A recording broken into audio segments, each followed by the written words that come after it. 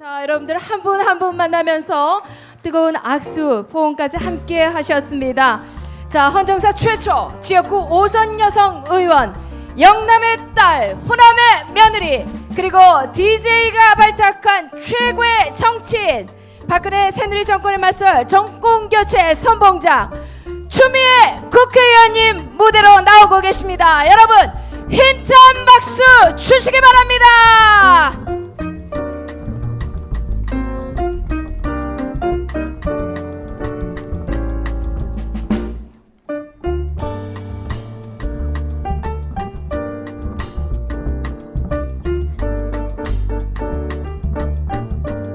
지금부터 추미애 국회의원의 토크 콘서트를 시작하도록 하겠습니다. 자, 1부 순서에서 추미애 국회의원님의 광주에서 새로운 10년을 열겠습니다 라는 주제로 30분 강연이 있겠습니다. 이곳 금남로 공원이 참 아름답습니다. 이곳에 서니까 한 분 한 분이 다 제 눈에 그대로 들어옵니다. 그래서 한 사람 한 사람이 참 소중한, 그리고 한 사람 한 사람이 우리 사회의 구성원이면서 동시에 우리 사회를 이끌어갈 소중한 재원인 그런 모습으로 이 공원이 잘 조성이 되어 있네요. 이 공원은 한국은행이 여기 광주시에 기증한 공원이라고 하는데요. 맞습니까? 네. 이곳에서는 아마 벌써 콘서트가 열린 지 한 100회가 넘는다고 하는데요. 맞습니까? 네. 오늘 저 추미애가 사실 광주에 오는 것이 맞는 것인지, 아니면 혹독한 매를 맞은 후라 좀 눈치가 있으면 안 오는 것이 맞는 것인지 많이 고민을 하고 고민을 했었습니다. 감사합니다. 제 마음도 그랬습니다. 오히려 빨리 달려가서 때린 매, 정말 매의 의미를 제대로 이해합니다. 잘못했습니다. 그리고 더 잘하겠습니다. 이렇게 하는 것이 도리다, 이렇게 생각했기 때문에 왔습니다. 그래서 이곳에서 더불어민주당을 새롭게 준비된 정당, 1년 남짓 남아있는 자기 대통령 선거에 정권 교체할 수 있도록 준비된 정당을 만들어서 이 광주에서 새로운 10년을 열겠습니다 라는 약속을 드리는 곳이 바로 광주여야 된다라고 생각을 했고, 그래서 오늘 그런 말씀을 드리고 싶어서 오게 됐는데요. 저 혼자 오는 것보다 정말 우리 국민의 사랑을 많이 받는 새로운 희망들과 오는 것이 또 더 좋겠다는 생각에 우리 오늘도 시간을 잘 맞추어서 우리 프로파일러로 유명하고요, 또 새정치를 열어갈 정말 참된 일꾼입니다. 표창원 교수도, 표창원 의원이죠, 이제 함께하고 또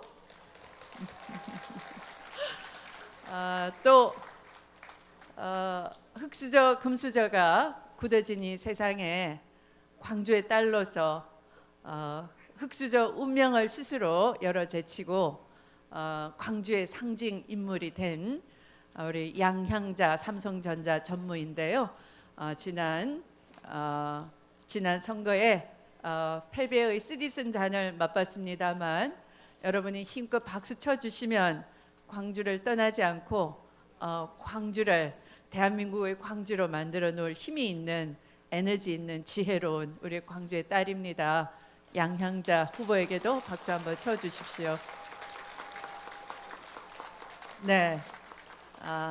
그리고 항상 토론을 합리적으로 건전하게 하실 말씀만 군더더기 없이 하는 역시 또 인물 중에 인물입니다. 경기대 교수이신 우리 박상철 교수님도 함께 하고 있습니다. 네. 그럼 제가 먼저 광주에서의 과거를 추미애의 단단한 각오를 말씀드리는 시간부터 갖기로 하겠습니다. 저 추미애 준비된 정당을 만들어 광주에서 새로운 10년을 열겠습니다. 존경하고 사랑하는 광주 시민 여러분, 안녕하셨습니까? 추미애 인사드립니다.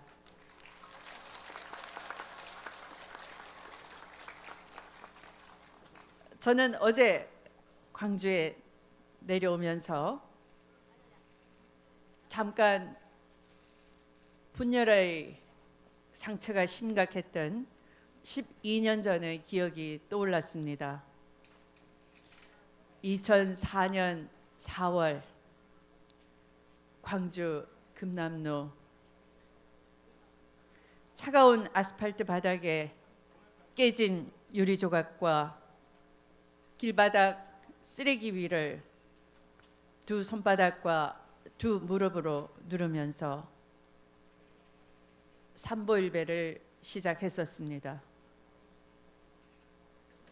팔다리가 부들부들 심하게 떨렸습니다.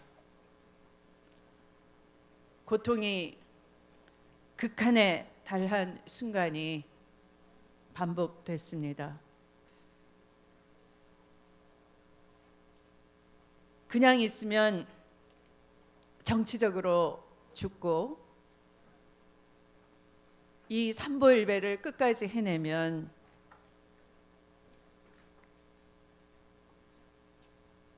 생물학적으로 해낼 수가 없기 때문에 죽겠다라는 생각이 들기도 했었습니다.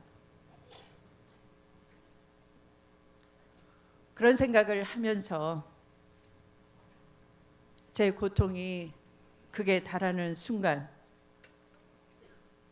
마음의 밑바닥의 소리가 절절히 흘러나왔습니다.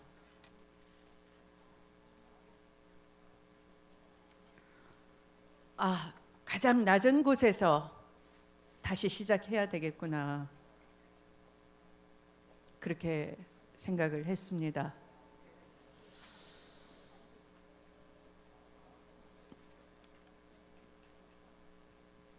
오늘날 더불어민주당 같은 곳에서 한솥밥을 먹던 식구들이 떠나갔습니다. 통합을 해내지 않으면 어떤 열매도 거둘 수가 없다는 생각이 들었습니다.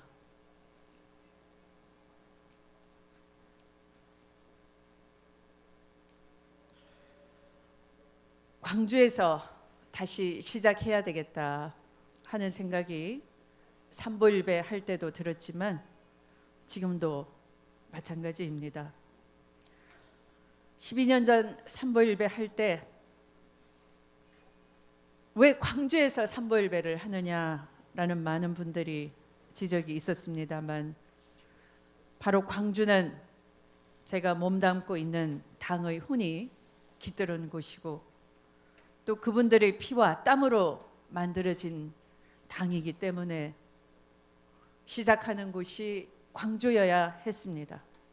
제가 죽더라도 광주에서 죽는 것이 제 도리다 생각했습니다. 그 당시 당이 깨질 때 사사로운 욕심으로 인해서 당이 망가지고 깨지고 금이 갔었습니다. 당을 믿고 의지했던 많은 분들의 마음도 산산조각이 났었습니다. 당시 저 추미애가 일배 할 때마다 저는 간절히 기도드렸습니다. 민주당이 정의로운 역사를 다시 쓸 수 있도록 부디 도와주십사 기도했었습니다.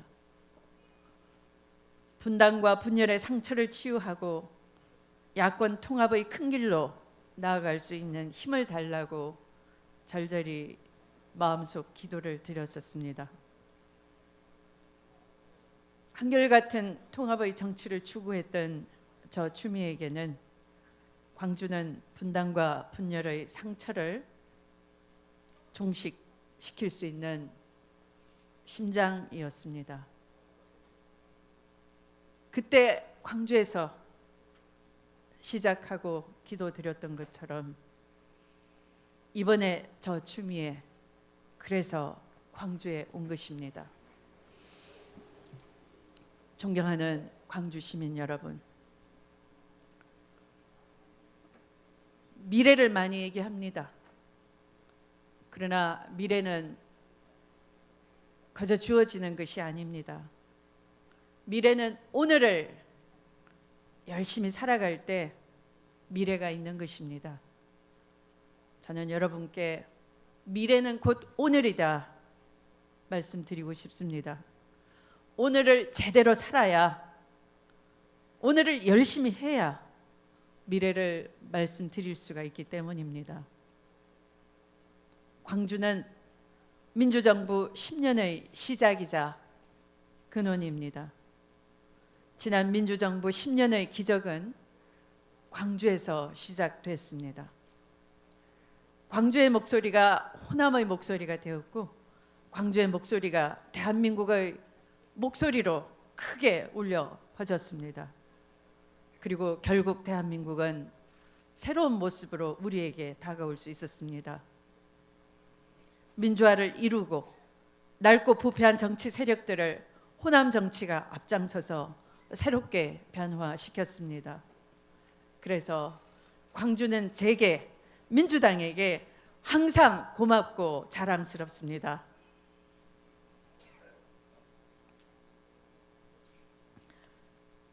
존경하는 광주 시민 여러분, 지난 이명박 박근혜 정권 10년 우리 국민들의 삶은 어떻습니까? 민주주의는 후퇴하고 세월호나 가습기 사태에서 보듯이 국민의 안전은 침몰했습니다. 역사교과서 국정화를 통해서 친일의 역사가 다시 등장하고 민주주의 횃불인 5.18 정신은 모욕당하고 처참하게 짓밟혔습니다. 햇볕 정신은 파괴되었습니다. 가계부채는 1200조가 넘어서서 서민 경제는 파탄이 났습니다. 하지만 박근혜 정부와 새누리당은 총선 패배라는 민심의 혹독한 심판에도 불구하고 여전히 국정 운영을 국민 눈높이가 아니라 그들 눈높이에 맞추고만 있습니다. 지금 박근혜 정부와 새누리당은 대기업이 잘 살아야 서민이 잘 산다고 우깁니다. 그러면서 서민과 국민들만 더 희생해야 된다고 요구합니다. 규제를 완화하고 민영화를 확대하고 복지 지출을 줄여야 한다고 합니다. 의료도 돈 많은 대기업에게 넘겨주려고 하고 있습니다. 심지어 노동개혁을 한다면서 비정규직 확대를 요구하고 있습니다. 지금 대한민국은 새로운 변화가 필요합니다. 불평등과 재벌 대기업이 대한민국이 아닙니다. 가진 자든 없는 자든 호남이든 영남이든 차별 없는 공정한 대한민국, 서민이 잘 살 수 있는 따뜻한 대한민국으로 바꿔야 합니다. 이것이 함께 만들어야 할 우리 당의 비전이라고 말씀드립니다. 사랑하는 광주 시민 여러분, 우리 더불어민주당, 더민주당 이번 총선에서 호남에서 참패했습니다. 부족했고 참 부족했습니다. 정말 죄송합니다. 분열을 막지 못한 회초리였고 호남 제1당이라는 기득권과 오만에 대한 심판이었습니다. 그러나 부모가 자식에게 회초리를 드는 것은 더 잘하라는 사랑의 매입니다. 통합하고 혁신해서 대선을 이길 수 있는 준비된 정당을 만들라는 존엄한 명령입니다. 김대중 대통령님과 노무현 대통령님이 함께 했듯이 우리는 하나입니다. 반드시 야권이 하나로 뭉쳐서 대선 승리를 이끌어내겠습니다. 대선 승리를 위한 준비된 정당을 만들어 광주 시민과 호남이 찍어주고 싶은 정당을 만들겠습니다. 저 추미애가 이런 광주의 뜻을 받들어 반드시 대선 승리를 이끌어내겠습니다.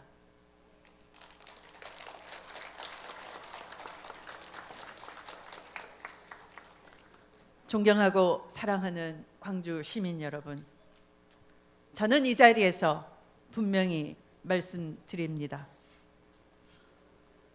준비된 정당을 만들어 광주에서부터 새로운 10년을 열겠습니다.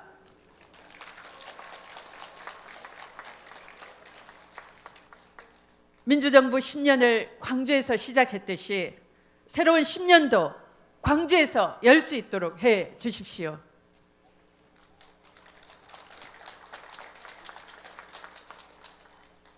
저 추미애 추다르크, 때로는 돼지 엄마라고 여러분이 불러주십니다.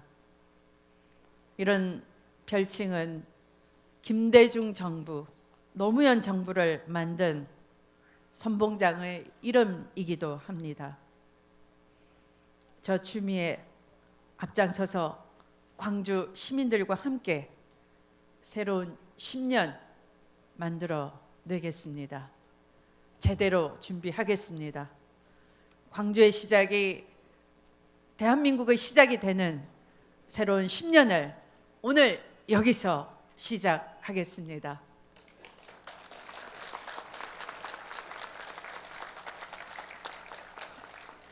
감사합니다, 여러분.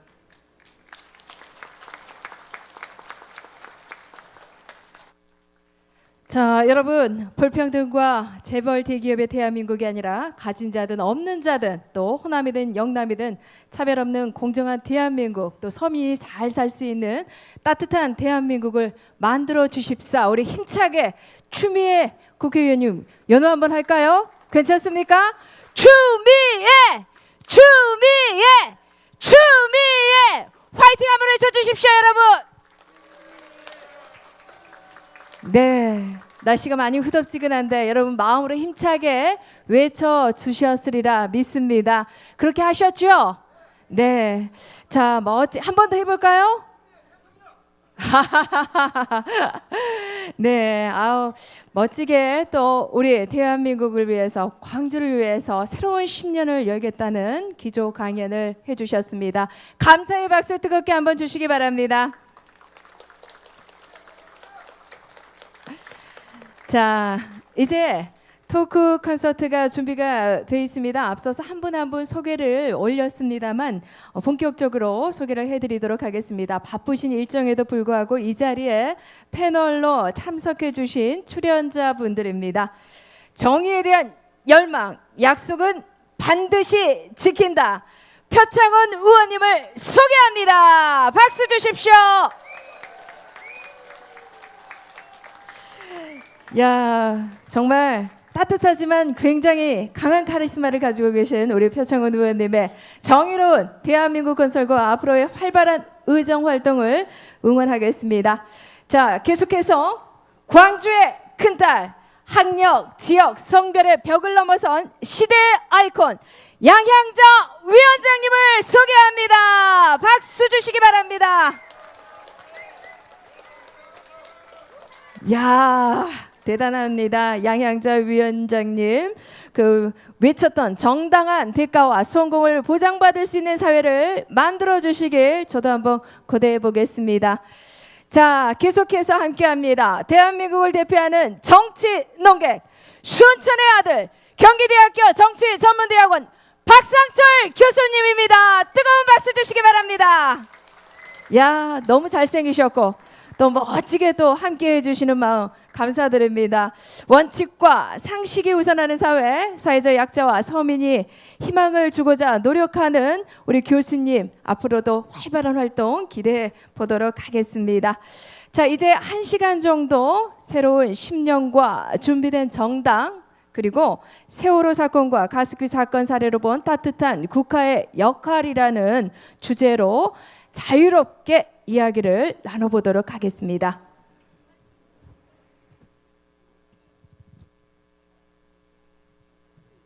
가장 먼저 우리 추미애 국회의원님께서 문을 열어주시기 바랍니다. 네.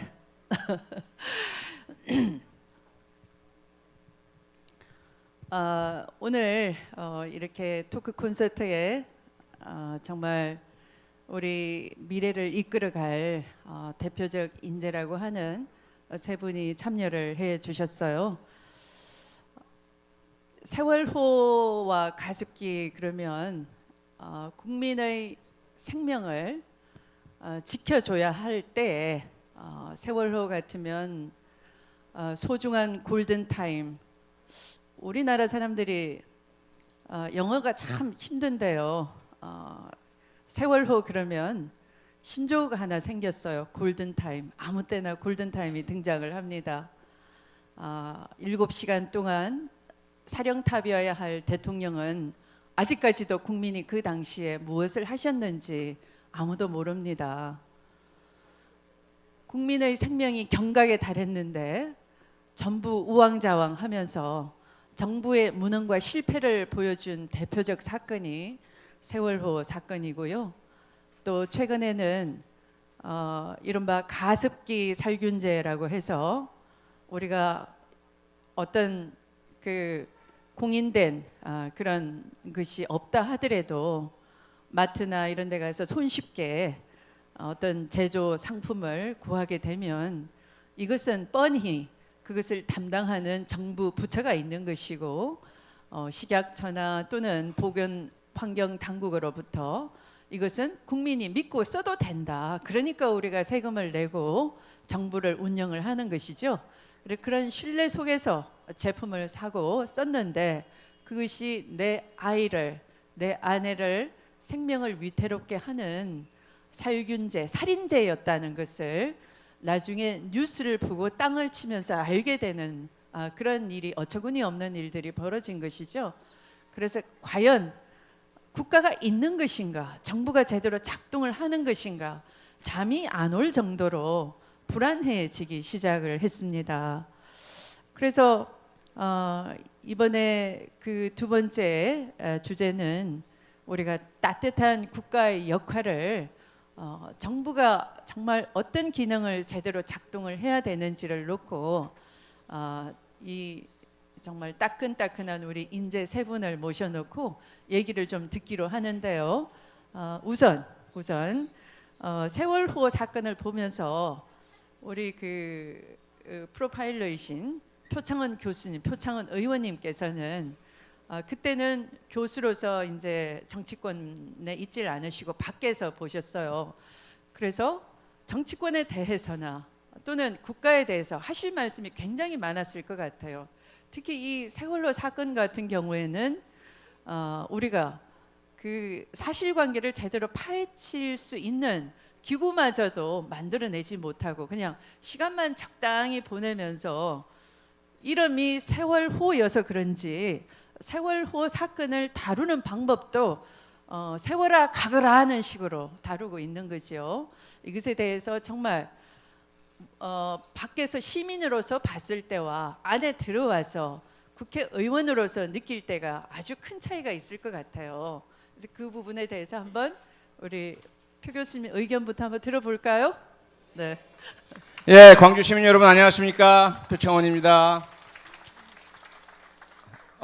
오늘 이 자리에도 아마 지난 2012년 12월 바로 요 옆이었죠. 충장로 우체국 앞에서 저를 안아주셨던 분이 계실 것 같은데요. 저는 그때 그 에너지를 여전히 동력으로 삼아서 살고 있습니다. 추미애 의원님께서 정치권 밖에서 보는 것과 안에서 보는 것의 차이를 물어보셨는데요. 지금 정치권이 들어오니까 그 전에 제가 비판하던 대상이 되어 있는 거잖아요. 예, 그래서 말 한마디 한마디가 무척 조심스럽고요. 그 전에는 정말 아무런 거리낌 없이 마구 던지던 사이다가 최근에는 좀 김 빠진 맥주가 된 것 같아서 스스로 좀 반성을 많이 하고 있습니다. 세월호 사건을 이렇게 보다 보면 어쩔 수 없이 광주 5.18이 떠오릅니다. 여러 가지 차이는 있지만 우리 시민들이 그냥 사람으로서의 기본적인 그리고 어렸을 때부터 배운 대로 행동을 했는데 결국은 목숨을 잃게 된 것이거든요. 그리고 왜 목숨을 잃게 되었는지, 누구 잘못인지, 어떻게 해서 이런 참극이 발생했는지에 대해서는 밝히려고 해도 밝히지 못하게 합니다. 그래서 우리가 5.18 광주 시민항쟁의 그 진실, 저는 사실 경찰대학을 다니던 1985년 여름이 되어서야 서울 명동성당에 가서 사진전을 보고 충격을 받았습니다. 전혀 이러한 일이 우리나라에서 벌어지고 있다는 사실을 몰랐거든요. 고등학교 다니는 3년 내내, 그리고 중학생일 때 그런 문제들을 나중에 알게 되었을 때 어떻게 해야 될지 한 시민으로서의 어떤 대응 방법도 몰랐고요. 큰 혼란에 빠지게 되었습니다. 경찰 대학생으로서 나는 도대체 어떤 존재인가? 국민이 내신 세금으로 공짜로 공부하고 있고 민중의 지팡이가 되어라, 국민을 지켜라, 보호해라 라고 배우고는 있는데 정작 현실에서 보이는 우리에게 주어진 임무는 바로 그 국민들의 자유와 권리를 자꾸 막고 침해하는 모습인 것 같아서 너무 가슴이 아팠습니다.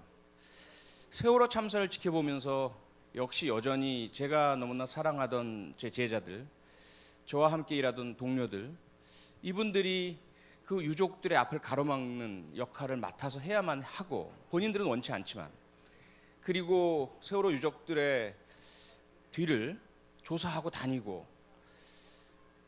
너무 마음이 아팠습니다. 정치권에 들어와서 그러면 무엇을 할 수 있을까?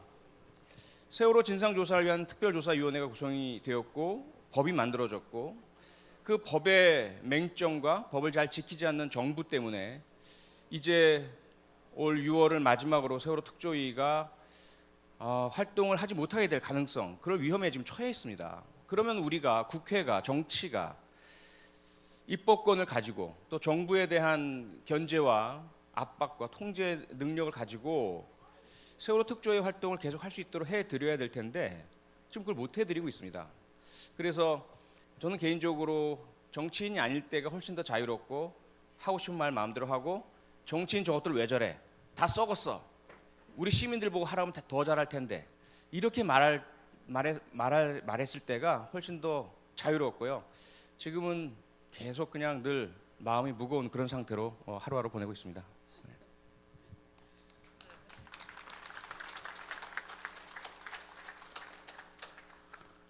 사실은 제가 저는 그 무렵, 세월호가 일어날 무렵에 제주에서 북콘서트를 하기로 해서요. 제가 물러서지 않은 진심이라는 책을 펼쳐내고 이제 제주에서 북콘서트를 하기로 한 때가 있었어요.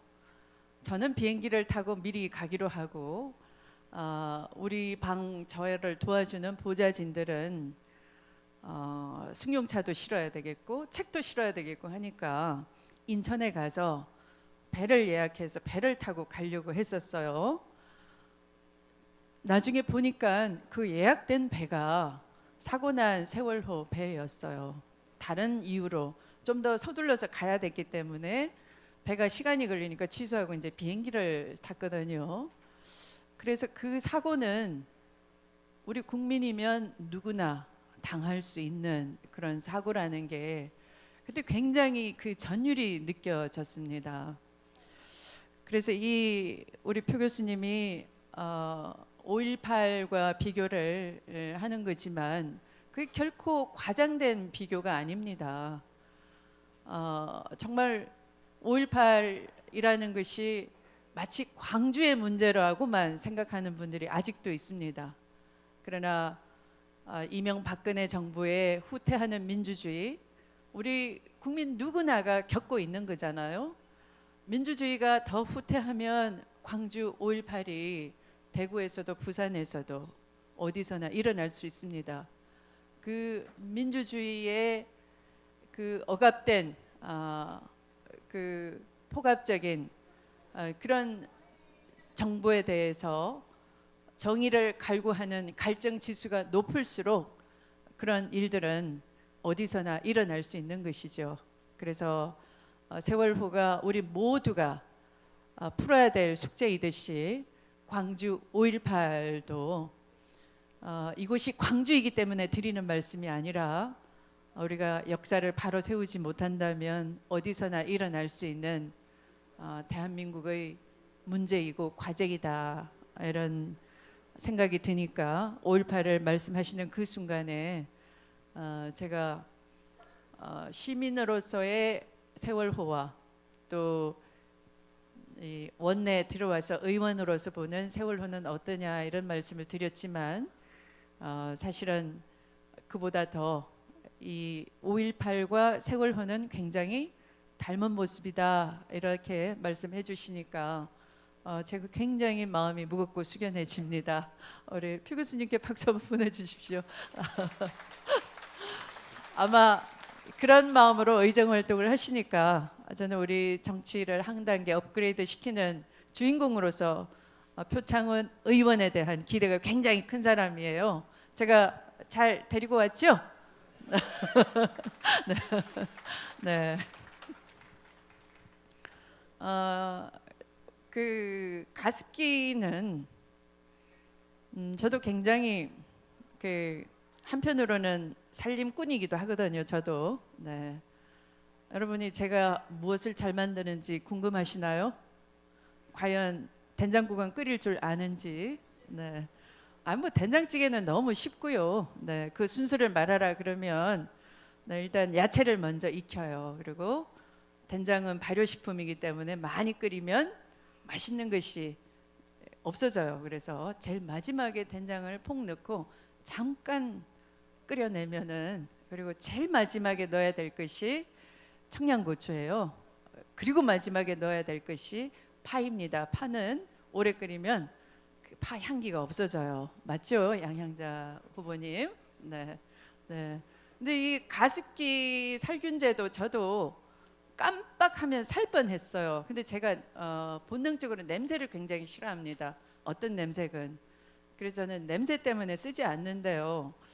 우리 표 교수님은, 표 의원님은 세월호와 5.18을 이렇게 연결을 해주셨는데요. 아까 제가 5.18보다는 가습기가 더 닮았다라고 연상에 대해서 먼저 가습기를 말씀을 드렸거든요. 우리 양 후보님은, 양 위원장님은 어떻게 생각하세요? 세월호와 가습기가 연관성이 좀 있을 것 같지 않으세요?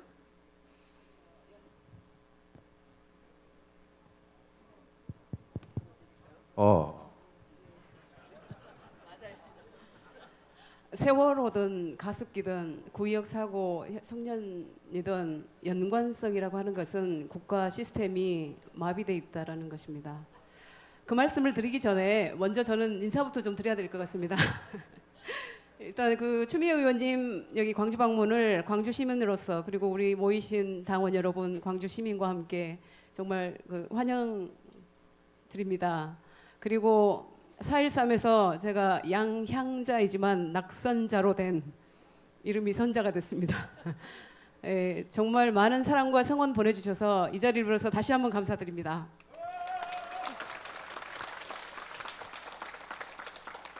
제가 호남의 딸입니다. 우리 추미애 의원께서는 호남의 며느리세요. 그래서 제가 손 아래 신우입니다. 까칠한. 네. 그래서 앞으로 광주에서 새로운 10년을 열겠다고 하셨는데 제대로 열지 않으시면 제가 까칠하게 하겠습니다. 저는 아직 우리 표창원 의원님처럼 원내에 들어가지 못했기 때문에 아직은 시원하게 할 수 있습니다. 그런데 통합을 또 해야 됩니다. 왜냐하면 제가 영남에 가면 제가 영남의 며느리입니다. 또 손이 신우가 돼버립니다. 그래서 제가 매를 맞을 수도 있습니다. 영남에 가면. 그래서 어찌됐든 추미애 의원과 저는 통합을 이뤄서 앞으로 정권 교체에 정말 두 여성의 힘을, 두 엄마의 힘을, 그리고 우리 광주를 위해서도 호남을 위해서도 대한민국을 위해서도 힘을 다해야 되는 그런 입장에 있습니다. 사실은 저는 이제 낙선을 했지만 우리 광주의 산업 생태계 복원에 앞으로도 계속 노력을 하겠습니다. 제가 추미애 의원께 배웠던 것은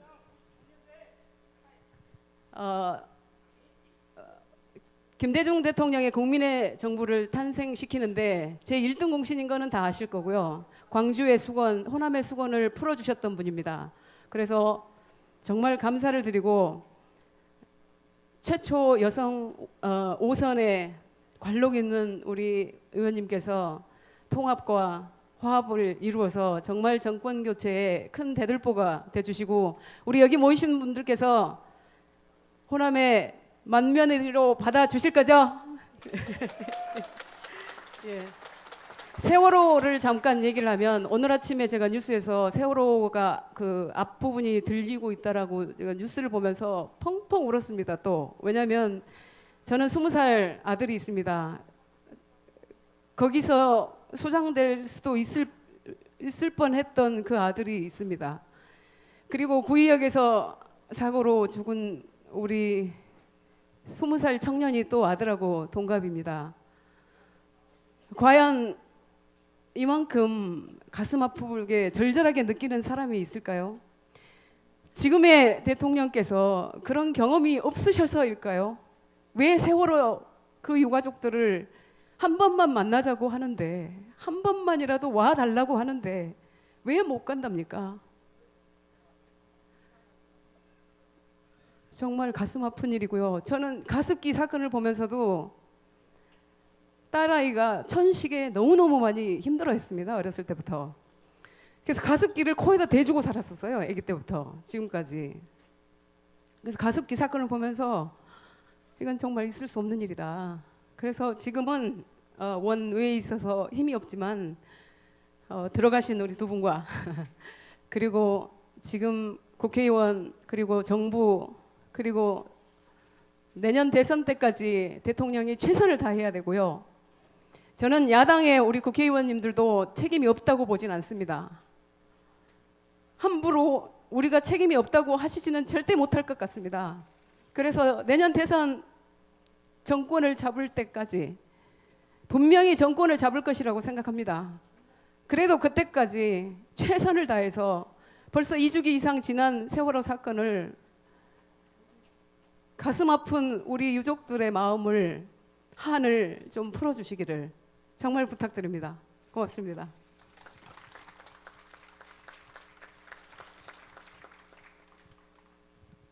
네, 들어보니까요, 서로 운명이 얽혀 있네요. 신우 올케로 그죠? 네, 제가 광주에 오면 이 신우님 눈치를 살펴야 되고, 네, 우리 양향자 위원장님이 영남에 오면 이 큰 신우 눈치를 살펴야 되고, 네, 운명적으로 이렇게 잘 엮여 있는데요.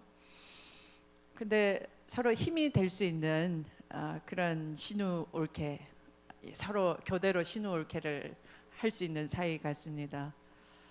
근데 굉장히 다부지지 않습니까?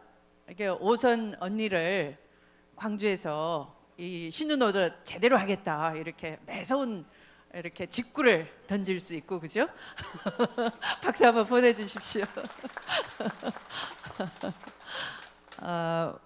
사실 박근혜 대통령이 당신은 결혼을 안 하셨다. 그리고 모든 국민의 어머니 같은 마음으로 대통령이 되겠다. 그러니까 결혼을 안 한 대신에 국민과 결혼했다는 그런 마음으로 대통령 하시겠다라고 하셨어요. 제가 기억하는 어머니는 이래요. 빨래줄에 그 빨래가 널려 있는데 다 구멍이 난 낡은 속옷이 있어요. 저는 돈이 궁해도 그 속옷을 버리고 싶었어요. 버렸더니 어머니가 혼을 내시더라고요. 아직 멀쩡한데 더 입을 수 있는데 왜 버렸느냐라고 하시더라고요. 그래서 어머니 마음은 좋은 것, 맛있는 것 다 자식에게 양보하고 당신은 가장 남루하고 험한 것을 기꺼이 감수하면서도 행복해하는 것이 어머니 자세인 것 같습니다. 대통령께서 뱉으셨던 그 말씀, 저는 세월호 사건이나 가습기 사건을 보면서 볼 때마다 한번 상기시켜 드리고 싶습니다. 혹시 그 말씀 해놓고 잊으셨는지, 안 잊으셨다면 우리 양양자 위원장이 울먹이는 것처럼 자식 키우는 입장에서는 그럴 수가 없는 거거든요. 참 마음이 참 아픕니다.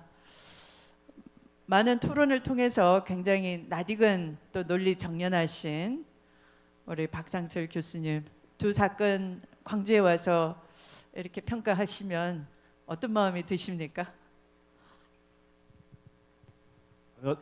안녕하십니까. 경기대학교 박상철 교수입니다. 제가 가수 박상철이가 왔으면 노래 한 곡 시원하게 부르면 재밌을 텐데 이 톡 콘서트 재미없죠? 아니 제가요 그 97년에 경기대학교 교수가 되고 그 해에 정권 교체가 되고 새정치국민회의 정권이 98년에 들어섰을 때 제가 교수하면서 새정치국민회의 법무담당관을 해달라고 그래서 갔는데 그때 추미애 의원님이 제가 처음 봤어요. 그런 미인은 처음 봤습니다. 정말 이쁘게 생겼더라고요. 근데 세월이 많이 지났는데 여전히 매력이 있어서 참 고맙습니다. 너무 반갑고요. 원래 재밌는 이야기를 해야 되는데 지금 워낙에 무거운 주제를 던져버리니까 그 중간 형태로 제가 한번 할게요. 정치 이야기를 좀 한번 말씀드리고 싶으면 오늘 추미애 의원이 새정치 더불어민주당 당 대표 되려고 온 거 아니겠습니까? 그렇지 않습니까? 정치 이야기를 하는데요. 지금 세월호 이야기 나왔잖아요. 세월호 이야기. 제가 얼굴이 좀 탔을 겁니다. 어제 제가 평택에 이암대에 가서 하루 자고 아침에 서산에 그 해미에 있는 공군부대에 있다가 시간에 맞춰서 내려왔습니다. 제자들이 이제 저 함장 뭐 이런 군인들이 좀 많은 대학원이에요. 가는데 저한테 뭘 보여줬겠어요? 천안함을 보여주더라고요. 정말 가슴이 아프더라고요. 이런 사건은 절대 생겨서는 안 된다. 더불어민주당은 안보를 지켜야 된단 말이 정말 책임져야 될 정도로. 그런데 하나 더 방금 세월호 이야기가 나오니까 안타까운 게 정말 조사를 철저히 해놓으니까 이해가 가더라고요. 아 이것은 북한의 소행이고 이 폭침된 거라고 이야기 설명을 하는데 많은 연구를 했습니다. 애국의 뭐 네 나라 전문가도 오라 그러고 7개월 동안에 걸쳐서 철저히 진상 조사를 했더라고요. 우리가 좀 안타까운 것은 세월호 사건도 안타깝지만 그걸 제대로 조사를 못한 거 아닙니까? 그건 사실은 우리가 말을 쉽게 하기 위해서 야당도 책임 있다라고 이야기하지만 여기서 제가 이제 정치 이야기를 하고 싶은 게 뭐냐면 아까 우리 추미애 의원님이 국가의 역할을 이야기했습니다. 근데 국가를 주로 이끌어간 사람들은 정당입니다. 어떤 정당이 당선되냐에 따라서 똑같은 사건을 해결하는 방식이 틀려요. 그렇지 않겠습니까? 그러면 그 정당은 누가 탄생시키냐? 국민들이 탄생시킵니다. 궁극적으로는 어려운 이야기지만 국민 책임이에요. 그래서 제가 가끔 묻고 싶어요. 내년에 정권 교체되기 위해서 호남은 국민의당을 다 뽑았는가? 더불어민주당을 두세 명밖에 안 뽑았는가? 과연 그건 최종 결정인가? 그건 아니다라는 이야기를 합니다. 제가 이제 정당이 얼마나 중요하다는 이야기를 말씀을 드리려고 싶은 것은 이번 8월 27일 날 더불어민주당 전당대회를 하거든요. 일개 야당의 전당대회지만은 굉장히 중요한 전당대회입니다. 국민들이 일단 내년에 야당이 정권 교체될 수 있다라는 힘을 줬습니다. 야당한테 줬고 그러면 훌륭한 지도자를 이야기하는데요. 훌륭한 지도자에 의해서 나라가 되는 나라는 후진 국가입니다. 반기문 유엔 사무총장도 어느 좋은 정당에 들어가야 됩니다. 훌륭한 당이 만들어져야 돼요. 그동안에 야당이 정권 교체 못했던 것은 훌륭한 야당이 안 만들어졌습니다. 그래서 이번에 누가 대표가 되느냐는 정말로 중요한 저는 이 정치 행사라고 생각합니다. 그러기 위해서 저는 이제 추미애 의원이 여기 오시면서 밤에 전화가 왔더라고요. 올 수 있냐고. 오늘 일정이 있지만 이건 너무나 중요한 행사이기 때문에 무조건 가겠습니다. 무조건 박상철 생각나네요. 무조건 왔습니다. 이 새누리당은 이번 선거가 박근혜 대통령하고 어떻게 졌냐를 잘 분석하면 성공합니다. 왜 졌냐만 알면. 국민의당은 뜻밖의 승리를 했는데 그 이유를 정확히 알면 성공해요. 더민주당은 제1야당이 됐지만 큰 승리를 하고 가장 큰 패배를 안았습니다. 그게 이제 호남입니다. 호남. 그래서 저는 어떤 이야기를 하냐면 오늘 이 모임이 굉장히 중요하다고 생각해요. 왜 그러냐면 지금 더불어민주당이 호남에서 완패를 해놓고도 전국 1야당이 되고 국회의장을 뽑았지 않습니까? 그러면 누가 대통령 후보가 되든 간에 호남의 지지를 얻은 대표가 있으면 더불어민주당은 사실은 패배한 게 아니에요. 여기만 만회하면 된다. 그렇기 때문에 더불어민주당은 정말로 호남에서 와서 무조건 잘못했다, 어쨌다 얘기하지 말고 좀 호남 사람답게 한번 접근을 해봐라. 호남의 마음에. 제가 고향이 아까 순천이고 처갓집이 강주입니다. 제가 호남 잘할 거 아닙니까? 아따 좀 도와주소. 그러면 도와주면 호남 사람 아니에요? 그게 저는 분명히 이제 있어야 된다고 생각하는데 더불어민주당에서 후보 중에서 제일 먼저 이제 추미애 의원님에게 온 이유는 본인이 호남의 마음을 잡아가서 더불어민주당이 전국 정당이 돼가지고 정권 개최하겠다라는 그 목표와 전략을 가지고 저는 왔다고 봅니다. 저는 이것을 꼭 성공하길 바라고 세월호 가습기 문제는 거기서 진정하는 면에서 저는 해결이 된다고 생각하지 어떤 국민이 세월호가 가슴 안 아픈 국민이 있겠습니까? 그래서 저는 그 문제를 하나의 과제로 생각. 저는 이 자리에 이제 추미애를 사랑하는 사람들이 많이 왔었겠지만 여기 호남 사람이 다 왔다고 치고 저는 이제 추미애가 사랑하는 사람들로 다 돼서 그런 어떤 추미애가 확산되는 모임을 가졌으면 좋겠다 치고요. 제가 전라도 사람을 이야기할게요. 인자 더불어민주당 그만 욕합시다. 더 해초를 펴서 뭐 하겠습니까? 한번 지켜봅시다. 의원님 제가 잠깐 지금 그 의원님이 주최하셨고요. 그 다음에 이제 출정을 하셨는데 사회까지 보시면 안 될 것 같거든요. 가만 계셔야 될 것 같아요. 예. 그리고 좀 너무 이게 늘어지는 것 같아서 죄송하지만 어렵게 오셨고 무더위인데 좀 스피디하게 재밌게 좀 제가 진행을 해도 되겠습니까? 예, 고맙습니다. 예. 자, 그럼 먼저 그 여유 저희들 이야기만 듣지 마시고요. 먼저 우리 추미애 의원님이나 혹은 앞에 계신 분께 우리 광주 시민 여러분의 질문 먼저 좀 받았으면 좋겠습니다. 내가 지금 이거 꼭 물어보고 싶다. 예, 선생님. 짧게 대신에 짧게 주십시오. 안녕하세요. 광주 광산의 남영진입니다. 먼저 추미애 의원님 광주에 오신 것을 진심으로 환영합니다. 지금 우리 국민은 국가란 무엇인가에 질문하고 있습니다. 그리고 잘못된 권력과 잘못하고 있는 정치에 분하고 있으며 한숨만 깊어가고 있습니다. 이에 대한 의원님의 견해와 대처 방안이 있으면 말씀해 주십시오. 그리고 오늘의 난국을 타개할 정치력과 시대를 책임질 강력한 정치력을 갖춘 더불어민주당이 되어주기를 우리 국민은 바라고 있습니다. 추미애 의원님, 꺼져가는 희망에 불씨를 당겨주는 큰 정치인이 되어주십시오. 이상입니다. 예, 감사합니다. 그럼 추미애 의원님 짧게, 아주 짧게요. 지금 대한민국이 무너지고 있다. 인권도 민주주의도 나라 경제도 파탄이다. 문제는 어떻게 하실 것인가입니다. 대안이 뭔가 짧게 부탁드리겠습니다. 네. 이 지금의 노동 없는 세상, 사실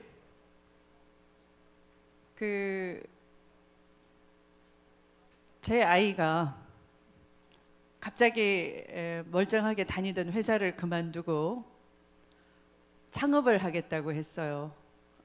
제가 그 도전하는 정신이 너무 좋아서 한번 해보라고 허락을 했었어요. 그런데 1년 만에 문을 닫았어요. 좌절을 했습니다. 제가 후회를 했어요. 말릴 걸. 그런데 그게 저한테는 그냥 우리 서민의 삶 속에 다 있는 일을 제 아이를 통해서 좀 더 제 문제로 한번 경험을 해보게 됐습니다. 이 아이의 모습이 우리가 흔히들 그냥 창업을 하라, 도전을 의원님 해보라. 죄송합니다. 네. 짧게 부탁드렸죠? 예, 우리 자녀분의 경험처럼 네. 예, 자꾸 망해가는 벤처 중소기업 네. 살아날 수 있도록 경제 살리고 네. 청년 취업 늘리고 네. 당 대표가 돼서 열심히 잘해보겠다 그 말씀이시죠? 네. 예, 고맙습니다. 예, 시민 여러분 또 어떤 분 한 분 더. 네. 예, 고맙습니다. 또 질문 주실 분 계신가? 예, 선생님 짧게 부탁드리겠습니다. 길게 해버려야 돼.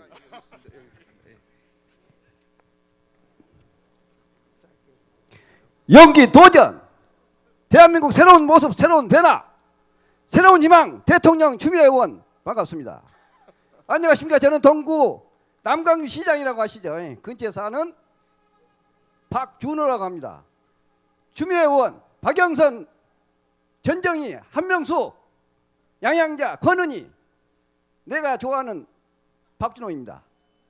위대한 광주시민 권은희 의원, 위대한 대구시민 김부겸 의원, 홍일화 의원. 대망의 2017년 대한민국 대통령 강력한 지도자 손학규 대통령, 문재인, 안철수, 김부겸, 박원순, 안희정, 정동영, 정의와 김종인, 유승민, 추미애, 박영선 함께 똘똘 뭉쳐가지고 대한민국 만들어내라. 국민의 명령이다 이거. 내가 이를 다시 살리리라. 요한복음 6장 40장. 흑암이 깊음 위에 빛이 있으라. 창세기 1장 2절. 새로운 생명, 새로운 각오, 새로운 희망 함께 끝까지 희망의 미래로. 감사합니다. 고맙습니다. 예, 의원님. 예, 사회자. 예. 사랑의 편지 좀 전해. 고맙습니다. 예. 전해주시면 제가 받겠습니다. 우리 그 선생님께서 주신 말씀이 대단히 중요한 것 같은데요. 지금 야권 분열 앞서 의원님도 말씀하셨고요. 국민의당, 더민주 뭐 여러 또 대권 주자들 말씀해 주셨는데 과연 대통합의 아이디어 있으신가요?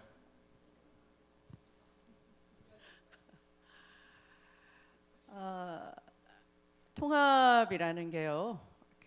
내가 먼저다라고 하면 통합이 절대 이루어지지 않습니다. 아까 선생님께서 말씀하신 여러 우리 정치의 소중한 인재들을 많이 거명을 하셨는데요.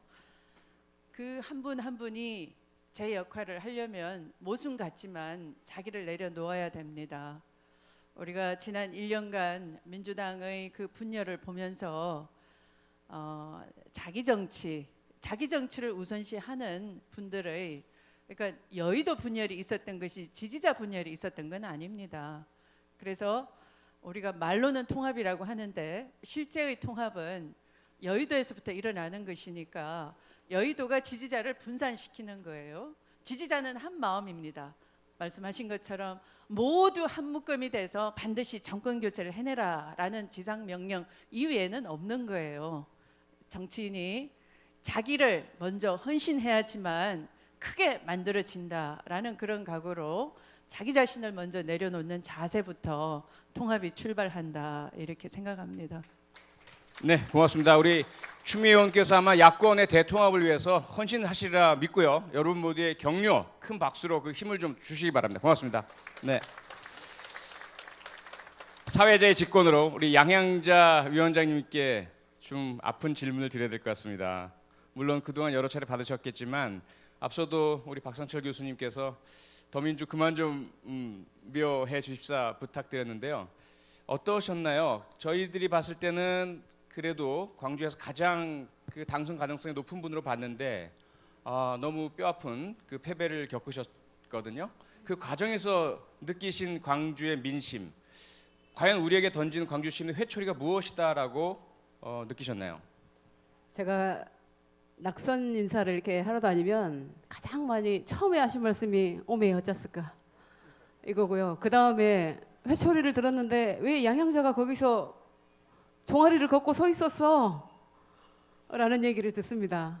요즘에는 또 어떤 얘기를 하냐면 다음번에 나오면 옷을 좀 바꿔 입고 나와봐.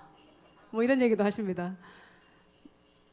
저 같은 고졸 호남 여성 모든 악조건이죠. 우리 사회에서 살아가기에 그걸 타파한 제가 선택한 당이 더불어민주당입니다.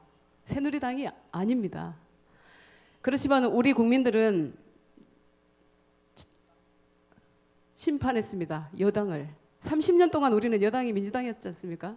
이곳에서는, 호남에서는. 저는 그 한 사람으로서 심판을 받은 겁니다. 그래서 너무나 그 심판에 대해서 겸허히 받아들이고 있고요. 너무 아픕니다. 저도 사실은 제가 한번 해보겠다고 했으면 정말 많은 분들이 안타까워하시는 비례대표로 남아 있었을 겁니다. 그렇지만 저는 광주에 와야 했습니다. 앞으로도 계속 여기서 할 거고요. 아픔 주신 만큼 사랑도 주실 거라고 생각을 합니다. 고맙습니다.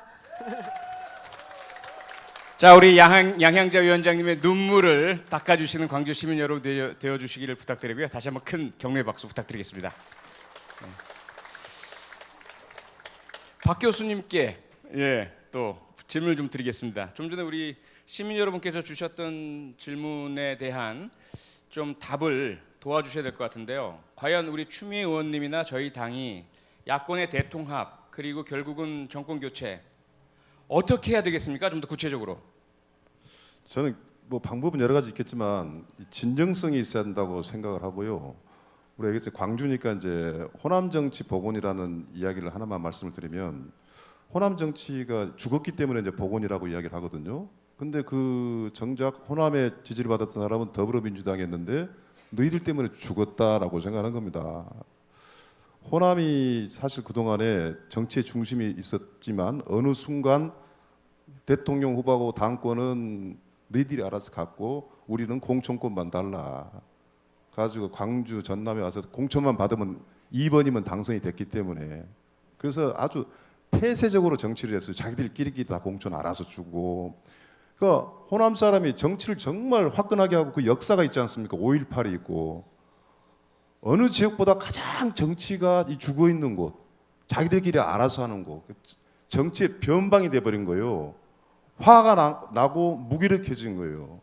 그래서 저는 어떻게 생각하냐면 더불어민주당 저는 잘하고 있다고 봅니다. 대단하지 않습니까? 서울 수도권에서 뭐 새누리당을 심판했던 어떤 결과든 간에 부산에서 5명이 되고 뭐 이런 것들. 저는 이 호남이라는 곳이 정말 자기가 정치하고 자기가 뽑고 싶은 사람을 정말 좋은 사람을 양행자 의원 저는 동의합니다. 이런 분들 어렵게 찾아가지고 공천을 주고 뭐 이런 과정이 있어야 되기 때문에 전 통합이란 것은 대한민국 통합 뭐 모든 통합은 모든 그 논리가 있고 이야기가 있겠지만 호남 정치 복원만 바로 그런 자세로 호남인의 정치를 호남 사람이면 해달라라는 그런 진정한 자세로 다가서면 저는 반드시 된다고 생각하고 제가 구체로 딱 하나 말씀드리면 저는 경험을 했기 때문에 이 문재인 전 대표하고 안철수 의원 두 사람을 만나서 대화를 나눈 적이 있었는데 두 분의 공통점이 뭐냐면 호남이 필요하다는 건 알아요. 올 때 혼자 못 와요. 못 와. 권노갑을 데리고 오고 누굴 데리고 오고 김홍구를 데리고 와요. 호남 사람이 지지할까 봐서. 노무현은 혼자 왔다 그랬어요.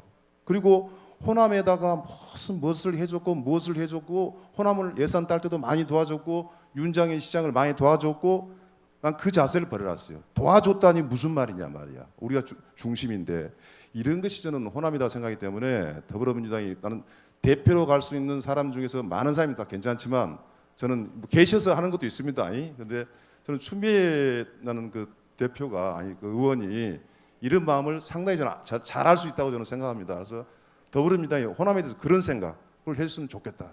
정치 권리를 달라는 겁니다. 이상입니다. 예, 고맙습니다. 네, 역시 우리 박 교수님의 그 호남의 가슴 그리고 경기대학교의 머리 그래서 나온 아주 멋진 조화로운 말씀 아닌가 싶은데요. 잠깐 조금 가볍게 식혀가는 코너 트위터로 질문 주신 분입니다. 추미애 의원님께 꼭 질문 드려주세요. 세탁소집 둘째 따님 맞으신가요? 네. 맞죠? 네. 예, 그동안 혹시 옷이 부족해서 걱정이셨던 적이 있으셨나요? 네. 잠깐 그 성장 과정의 그 세탁소집 딸로서의 경험, 예, 네. 좀 부탁드리겠습니다. 세탁소집에서 사실은 아버지가 그 도둑을 다 맞아서 뭐 옷 걱정이 없기는커녕 그 도둑 맞은 옷을 변상해 주느라고 한동안 어려웠습니다. 근데 요즘은 양복이 흔하지만 예전에는 양복이 고가였어요. 양심이 여리신 저희 아버지가 집주인이 아이 젊은 사람 떨어먹기 전에 빨리 도망가 이렇게 권유를 했지만 아닙니다 하고서 그 꼬박꼬박 양복 그 한 벌마다 변상을 다 해주느라고 상당히 힘들었다는 얘기를 그 후에 알게 됐어요. 고맙습니다. 그 트위터로 제가 답변 대신 드리겠습니다. 예, 또 혹시 우리 시민 여러분 질문, 네, 어르신들 말고 또 젊은 분도 좀 주시면 고맙겠습니다. 네, 부탁드리겠습니다. 네, 대단히 고맙습니다.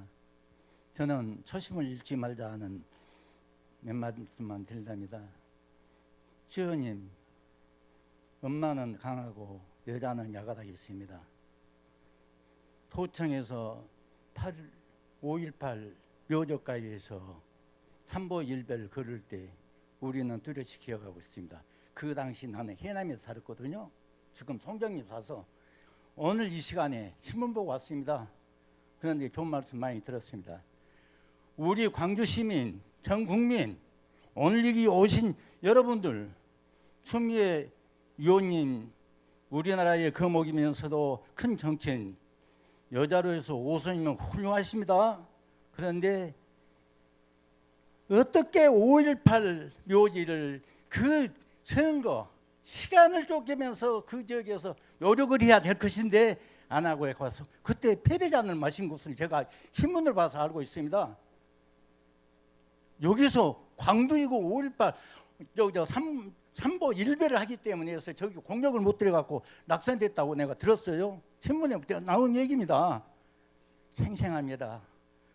시어님 초심을 잃지 말고 호남을 사랑하고 광주를 사랑하신 마음 가운데서 결국 유무의 행진곡도 한번 올려주시고 또 끝까지 해서 거목이 되어주시기를 바랍니다. 우리는 단 초심을 잃지 않다고 하는 것은 주 의원님의 마음도 변함이 없어야 될 것이고 삼보일보를 했다고 하는 것은 우리 당대 후대까지 길이길이 머릿속에 담고 안아주시라고 확신합니다. 저도 그럽니다.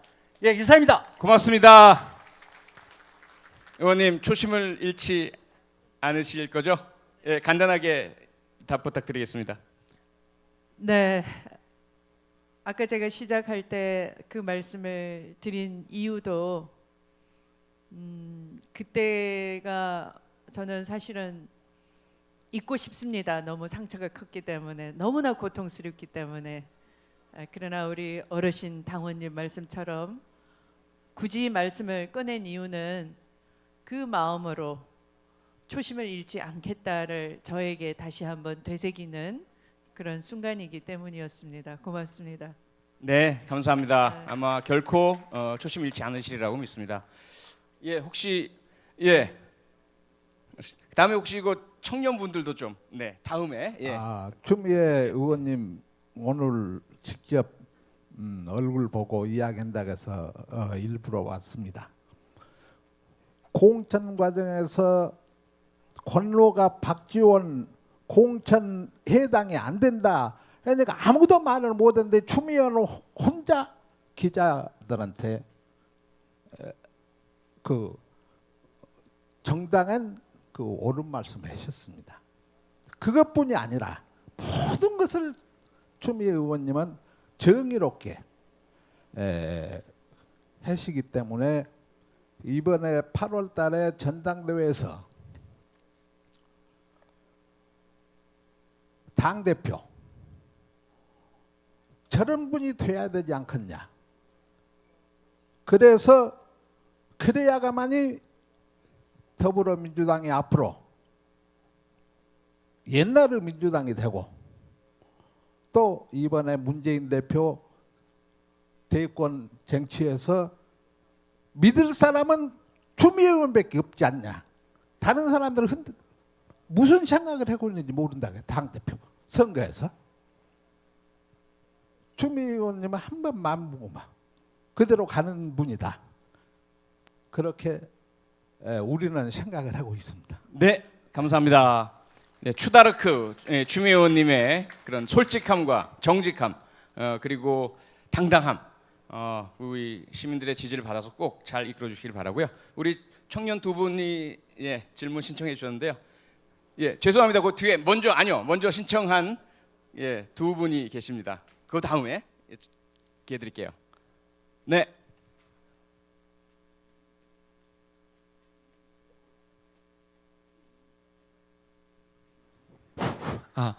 네, 안녕하세요.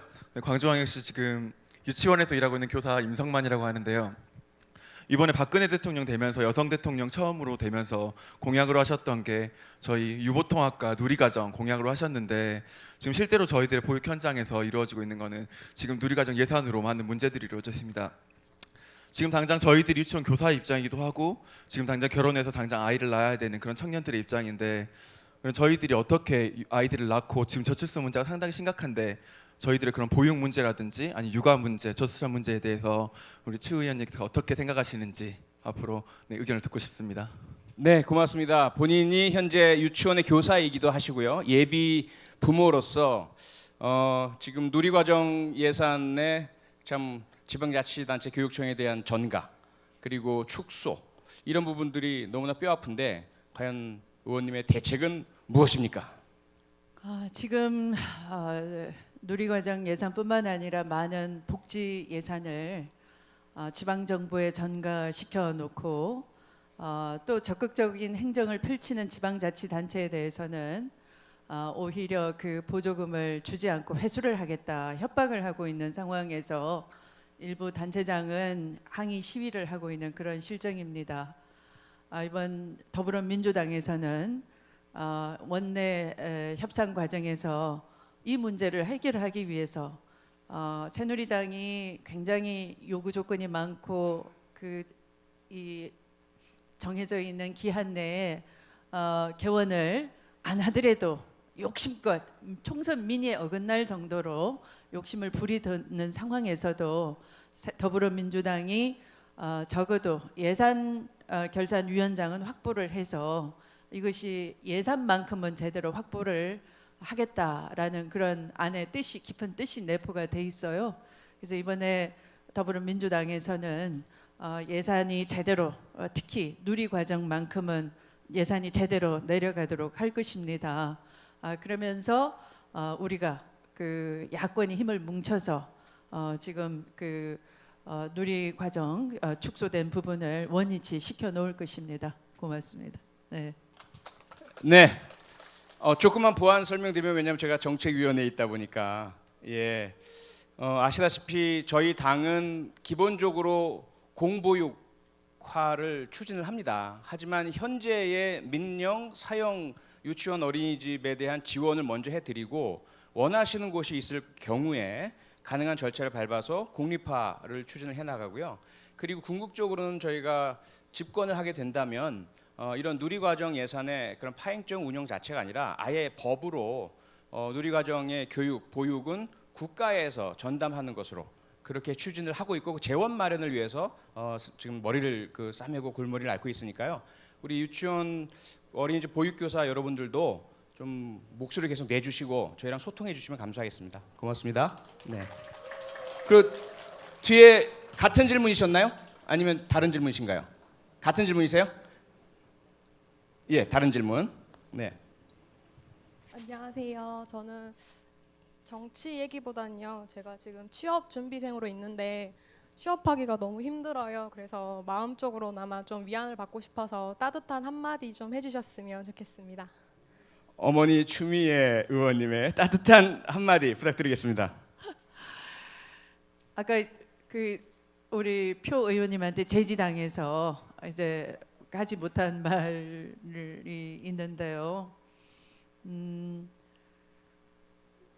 청춘에게 아름답다고 말하지만 또 힘내라고 도전해보라, 꿈을 가져라라고 하지만 이미 그 단계를 지났습니다.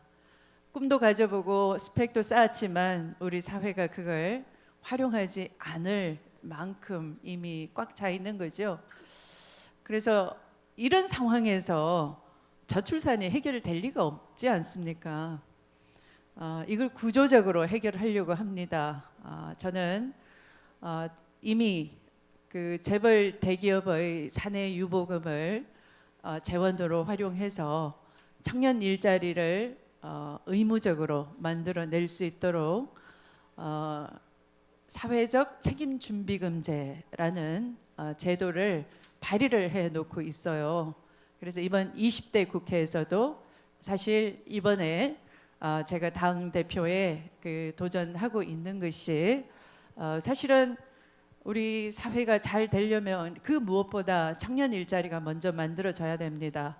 제가 당 대표가 된다면 우리 사회의 그 청년 일자리 문제 또 경제 민주화를 통한 민생 문제를 해결하기 위해서 이미 제가 19대 국회에 그 경제 민주화 기본법, 우리 헌법에 있는 경제 민주화 조항을 우리나라의 시책, 정부 정책이나 여러 가지 정부에서 하는 일들이 결국은 그 궁극적인 결과는 국민이 잘 살기 위해서 하는 거니까 과연 그런 정책들이 4대 강에 퍼붓듯이 낭비되는 돈이 아니고 국민의 민생을 해결할 수 있는 대로 돈이 궁극적으로 도달할 수 있게끔 하는 정책을 그렇게 조율해 나가고 점검해 나가는 그런 것들이 경제 민주화 기본법입니다.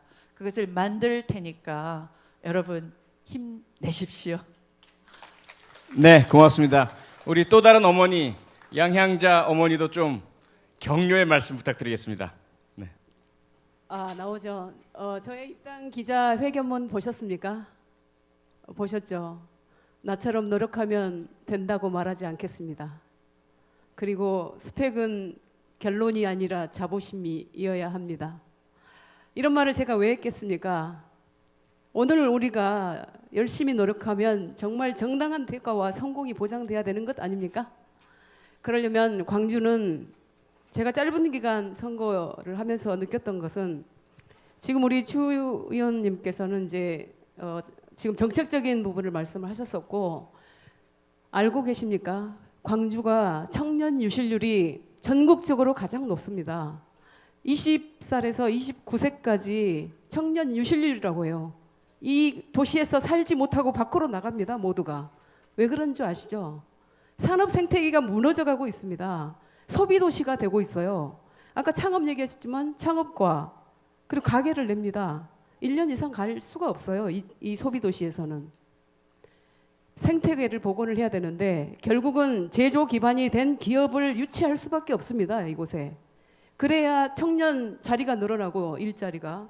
청년이 먹고 살아야 아이도 낳을 것이고 아이를 낳아야 청년이 이곳에서 살아야 노인 문제가 해결됩니다. 제가 선거하면서 가장 가슴 아팠던 게 뭔지 아십니까? 더불어민주당 30만 원 올려주지 마. 그거 우리 주지 마. 왜 우리를 줘? 우리 애들 세금 아니야 그거. 이렇게 들었습니다. 제조 기반인 여기에 살아나야 됩니다. 자식이 살아야 부모를 공경하고 그런 삶의 터전이 될 거 아닙니까? 부모가 계셔야 또 아이도 맡길 수도 있고 생태계가 복원이 돼야 됩니다. 정말 우리가 노력해야 될 부분이 이곳 광주, 이곳 호남은 산업 생태계 복원입니다. 장기적이든 단기적이든 제가 원외에 있든 원내에 계시든 다 같이 노력해야 될 부분이라고 생각합니다. 고맙습니다. 네, 고맙습니다. 우리 청년이 원했던 거는 그 위로의 말씀인데 위로의 말씀을 드리려다 보니까 현실이 너무 버겁고 그렇죠. 이 청년 실업난, 실업 문제, 취업난의 어려움. 여기서 참 우리도 또 무거워질 수밖에 없는데 박상철 교수님은 매일매일 그 청년들을 보고 계시잖아요. 제자들을 보시면서 그 높은 실업률 어떤 말씀을 주시고 또 어떤 말씀을 주고 싶으신가요? 글쎄 저는 저 헌법학자입니다. 뭐 경제학자도 아니고 또 경제를 잘하는 사람도 아니기 때문에 공감은 하지만 뭐 교수답게 해법을 좀 드리긴 뭐 하고요. 제가 대신 그 학교에 정치 전문 대학원장으로 있어요. 제가 정치를 얼마나 잘 알면 정치 전문 대학원장을 학교에서 만들어 줬겠습니까? 저는 대한민국에서 정치가 너무 중요하다고 생각합니다. 그래서 난 우리 청년들한테 학교에서 그렇게 강의합니다. 어떤 행태로든지 정치에 참여하라. 우리는 어떤 형태로든지 데모를 했다. 정치에 참여할 수가 없었기 때문에 정당에 꼭 참여를 해달라라는 이야기를 했어요. 그리고 뭐 이런 이야기만 있겠습니까? 청년들의 아픔이 난 더 다양하다고 보고 광주에 아픔이 있다면 또 서울에도 아픔이 있습니다. 그래서 그것을 제대로 해결하려는 주체가 되려면 청년들이 정치에 참여하는데 아무나 출마할 수는 없지 않습니까? 그러면 정당 행사에 적극적인 여러분 참여를 해야 한다 봅니다. 아까 말씀드렸잖아요. 어떤 사람을 대표부로 만들어주냐에 따라서 어떤 정당이 그 나라를 지배하냐에 따라서 사건 해결 방식이 달라지기 때문에 청년들이 그 참여하기를 바라고요. 그리고 제가 마무리를 하나 말씀을 드리면 더불어민주당 세 분이 계시는데 정말 한 분 심판 받았지 않습니까? 이 호남의 마음이 그렇게 정말로 더불어민주당 너희들은 영원한 퇴출이다, 끝이다라고 해서 그렇게 참패를 준 게 아니라 어떻게 이렇게 돼버렸어요. 사실은 그런 거 없지 않아 있습니다. 그런데 전당대회는 내년에 보궐선거 있기 전까지는 호남의 마음을 한 번 더 결정을 받을 수 있는 기회이기 때문에 정말 호남, 광주의 전당대회에 이 더불어민주당에서 많은 신경을 또 써달라 뭐 이런 부탁을 드리고 싶습니다. 네, 고맙습니다. 좀 전에 질문 주신 두 분 당원 가입하셨나요? 고맙습니다. 문제 해결의 첫 출발점이었습니다. 네, 예, 좀 전에 신청하셨던 분 마이크 좀 주십시오. 네, 부탁드리겠습니다. 예, 안녕하십니까. 반갑습니다. 저는 전라북도 정읍시에서 왔습니다. 원정 왔습니다. 이 자리는 추미애 의원님 5선 당선 진심으로 축하드립니다. 아마 우리 추미애 의원님께서는 이제 중진을 떠나서 대승적인 우리나라 정치 거목이 되는 마당인 같아요. 그래서 저는 요즘 노무현 정부 때, 김대중 정부 때부터 우리 민주당에서 쭉 해왔던 개성공단 사업 지금 중단이 되어 있죠. 상당히 우리 국민이 바라는 마음이고 굉장히 사회적으로도 어렵고 경제적으로 어렵기 때문에 이 정치적인 거목을 만들어준 우리 추미애 우리 앞으로 큰일을 하실 대표님이시니까 그 문제를 어떻게 풀어서 우리 국민들한테 화답을 할 것인지 말씀 한번 해주시기 바랍니다. 감사합니다. 네, 직격 질문입니다. 추미애 의원님, 개성공단 어떻게 하실 것입니까? 네, 개성공단은 재가동이 돼야 됩니다.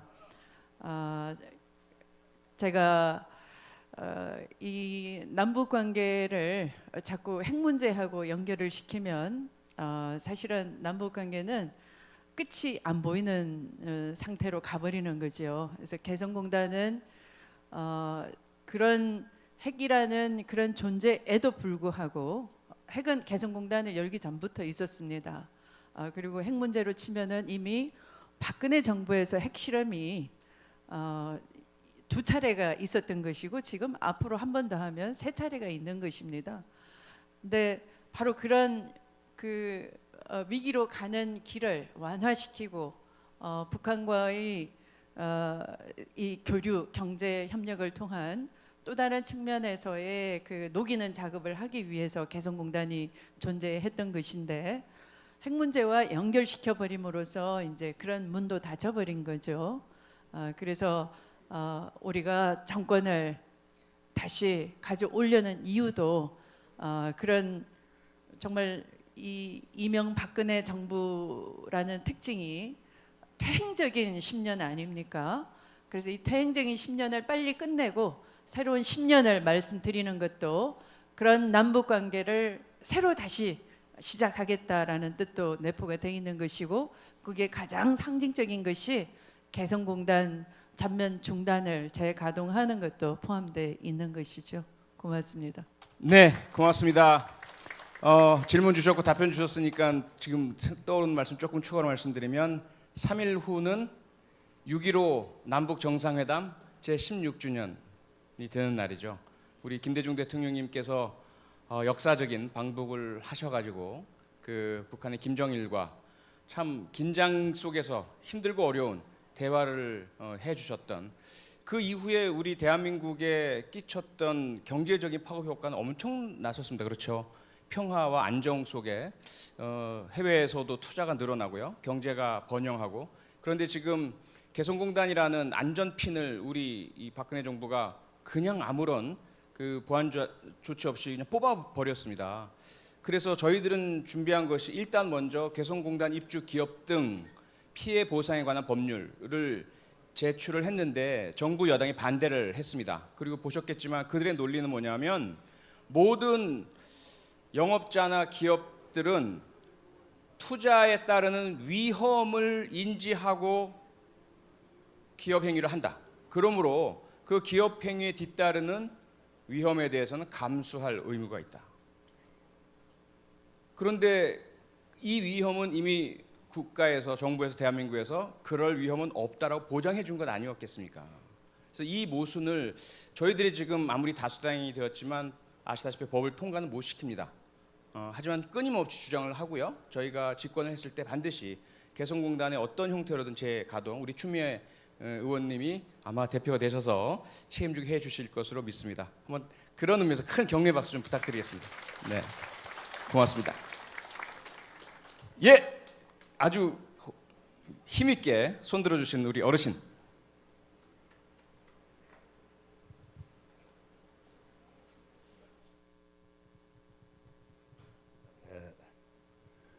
저도 더불어민주당에 미련이 있어서 이 자리에 참석을 했습니다. 그런데 왜 호남 민심이 이렇게 돌아섰는가를 아직도 더불어민주당에서는 모르고 계신 것 같습니다. 그전 같으면 여기 미어 터질 겁니다만 이렇게 민심이 돌아섰습니다. 왜냐? 지난 18대 대선 때 호남에서 90% 이상의 지지를 했습니다. 저부터 이 모든 분들이 열심히 뛰어서 90% 이상을 지지를 안 보냈습니까?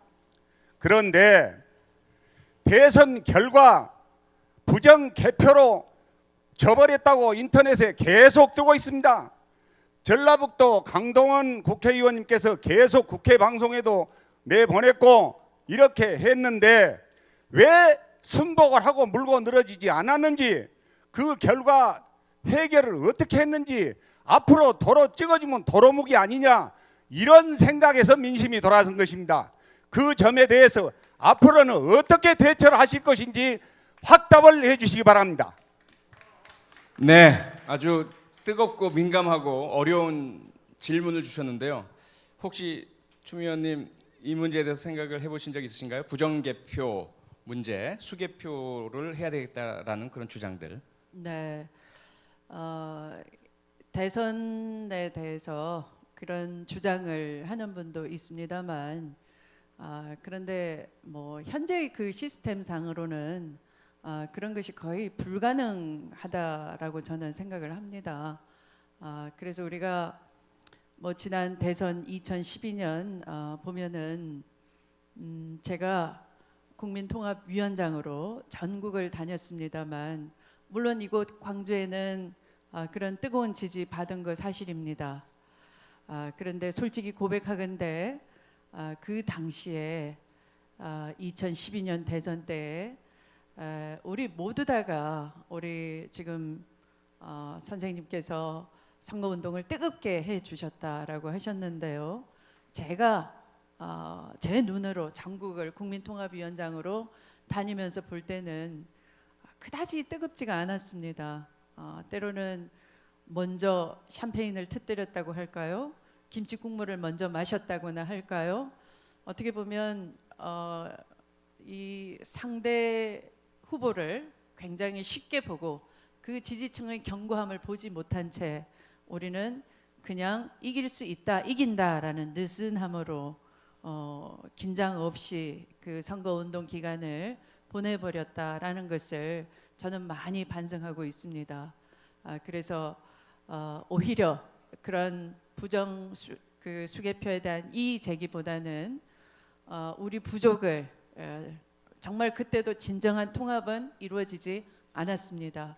아까 여러분이 말씀하셨는데 무엇이 통합이냐 그럼 아까는 어떻게 하는 것이 통합이냐 어떤 분은 초심으로 또 어떤 분은 진정성으로 또 저 같으면 먼저 정치인부터 기득권을 내려놓는 헌신적인 자세로 이렇게 말씀을 드렸습니다만 저는 그 당시도 우리가 미완의 통합, 부분 통합을 했다라고 말씀드리고요. 그때보다 그러면 또 한 축이 더 무너진 겁니다. 우리는 계속 뺄셈 정치를 해왔던 겁니다. 그래서 우리가 먼저 좋은 정책과 자신감을 가지고 또 지지자를 더 흡수하는 그런 노력을 더 해야 된다 이렇게 생각을 합니다. 네, 고맙습니다. 우리 헌법학자이신 혹시 박상철 교수님은 이 문제에 대해서 의견 있으신가요? 이 문제는 이제는 거론을 하는 것이 우리들한테 큰 도움이 안 된다라고 제가 말씀드리고 싶습니다. 그 당시 때 그렇게 대처할 필요는 저는 있었다고 생각하지만 지금에 와서 그때를 소급해서 가자라고 하면은 많은 부분이 상상이 안 가니까 바로 이때 정치란 것은 헌법학자는 때론 법을 이야기하지만 그걸 결정하는 정치를 이야기하기도 합니다. 정말 우리가 어떻게 효과적으로 내년에 그런 일이 다시는 발생되지 않은 하나 좀 앞장선 국가를 만들어 볼까 하고 우리는 어떤 정치 세력과 정당과 후보와 당 대표를 밀어주고 대신 정치인들은 자기들끼리 모여가지고 끼리끼리 정치를 할 게 아니라 정말 대한민국의 경제는 이렇다, 남북 관계는 이렇다 이런 청사진을 계속 보여주는 모습을 계속 보여줘야 된다라고 생각하고요. 그 문제에 대해서 답변을 이렇게 하는 것이 저는 현명하다고 생각하기 때문에 우리 선생님께서 열심히 듣고 계십니다만은 그 진정한 뜻을 좀 받아줬으면 좋겠습니다. 이상입니다. 네, 고맙습니다. 우리 선생님 조금 미흡하시겠지만은요. 조금만 말씀을 드리면 지난 총선 때 그 부정개표를 말씀하셨던 분들이 하셨던 예언이 있습니다. 뭐냐면 저와 조응천, 김병기 세 사람은 반드시 국정원이 떨어뜨릴 것이다. 개표 조작을 해서. 근데 세 명이 다 당선됐습니다.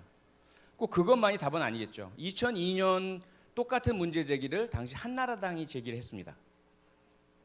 우리 야당, 그 당시 우리가 집권당이었죠. 우리가 개표 조작을 해서 노무현 대통령이 당선했다. 그래서 전부 재검표를 하지 않았습니까? 그래서 한나라당이 졌습니다. 그래서 국민께 사죄드리고 이 거대한 국가의 대통령 선거를 어지럽게 한 점에 대해서 머리 숙여 사죄한다고 사과를 했습니다. 그런 역사도 있습니다. 그래서 우리가 분명히 의혹도 있고요, 의심스러운 점도 있고 선생님이나 여러분들이 믿으시는 그런 증거들, 단서들도 분명히 있습니다. 하지만 이런 부분들 때문에 우리가 그 국정 전반에 걸쳐서 다른 것들을 하지 못하고 여기만 매달릴 경우에 우리는 또 질 수밖에 없다는 거죠. 그래서 아픈 마음으로 조금 믿어주셨으면 감사하겠고요. 이번 대선에서 반드시 승리해낸 뒤에 지금 저희들이 법안을 준비하고 있습니다. 그 개표, 검표 그리고 투표 과정에서의 투명화 여러 가지 그 문제점들이 있죠. 1년 번호 문제라든지 투명한 그 투표 개표함이라든지 이런 부분에 대한 개선을 이루어낼 테니까요. 조금만 좀 믿어주셨으면 감사하겠습니다. 예, 선생님 질문 있으십니까? 예.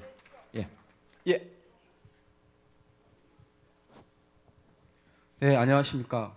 광주에서 태어났고 광주에서 40년 넘게 살고 있는 40대 직장인입니다. 저는 광주가 친노를 버리지 않았다고 생각합니다. 김대중 대통령을 만들어냈고 노무현의 사람 사는 세상을 열렬하게 지지했었고 또 그것을 계승한 문재인 전 대표의 큰 기대감을 갖고 있는 광주 시민들로서는 이번 4.13 총선이 너무나 안타까운 결과가 나왔다고 생각합니다. 저는 더불어민주당이 어정쩡한 자세를 취하면 안 된다고 생각합니다.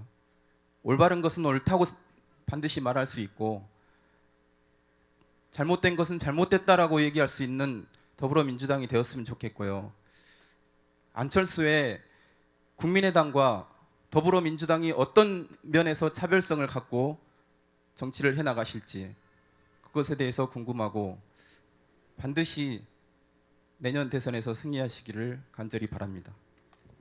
네, 고맙습니다.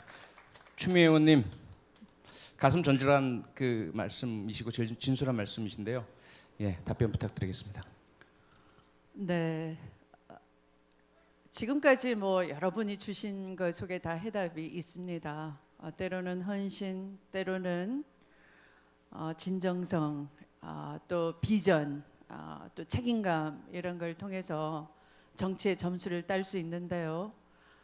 저는 굳이 다른 당으로 나가서 이른바 살림을 차린 분을 염두에 두고 그것과의 차별성을 강조할 필요가 없다고 봅니다. 왜냐하면 아까 제가 혁신과 통합 양 수레바퀴의 양축처럼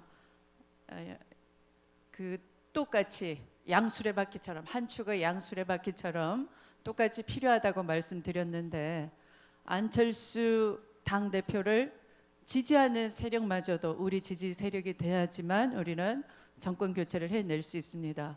그래서 이 시점에서는 차별화가 필요한 것이 아니라 구동존의의 마음으로 서로 배려하면서 통합해내는 우리가 123석의 제1당이니까 더 늘은 마음으로 또 광주와의 같은 호흡을 한 역사가 우리가 더 오래됩니다. 또 사실 저는 이렇게 지금 이 순간에도 믿습니다. 국민의 당을 수단으로 해서 더불어민주당에게 채찍을 강하게 내려친 것이지 더불어민주당을 버린 것이 아니다라고 생각을 하기 때문에 차별화가 중요한 것이 아니고요.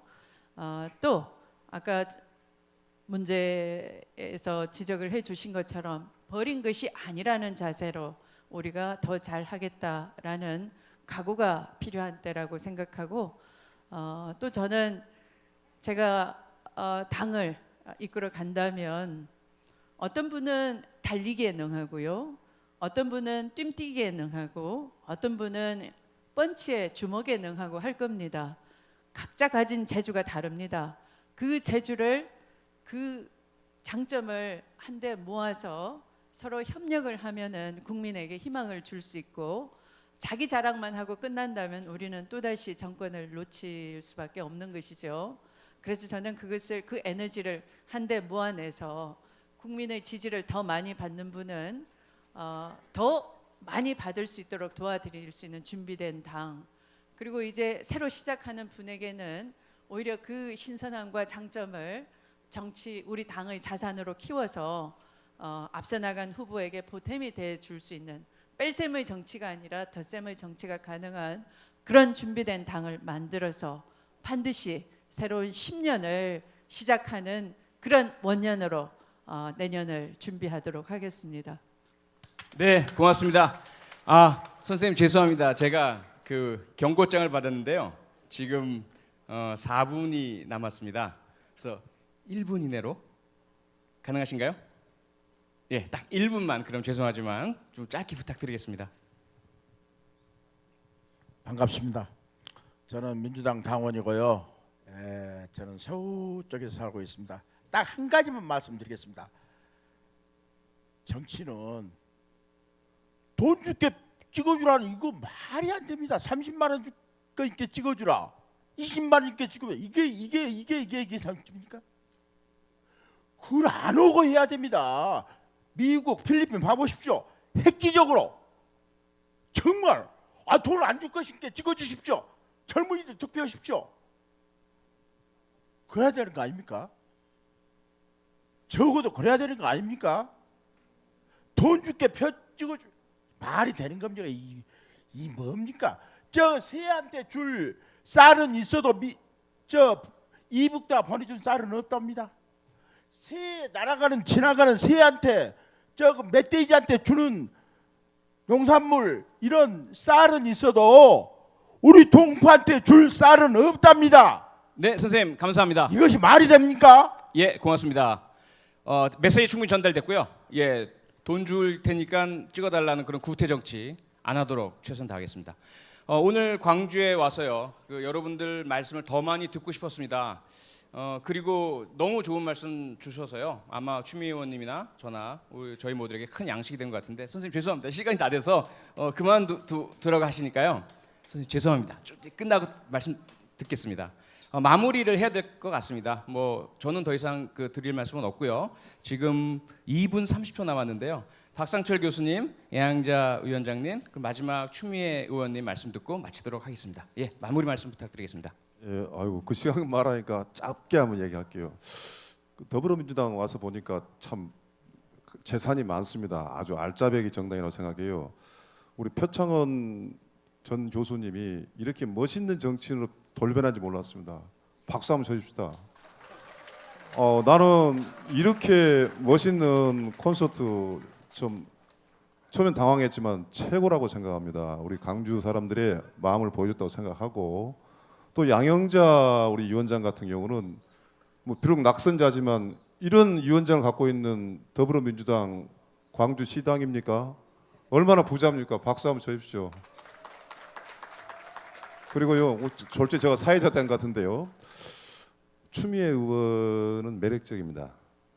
많은 것에 유통이 가능한 또 큰 재산을 생각합니다. 그래서 저는 더불어민주당에 많은 인재가 있지만 추미애가 있다는 것 정말 더불어민주당이 또 하나의 미래가 보인다고 생각합니다. 우리 박수 한번 또 축하해 드립시다.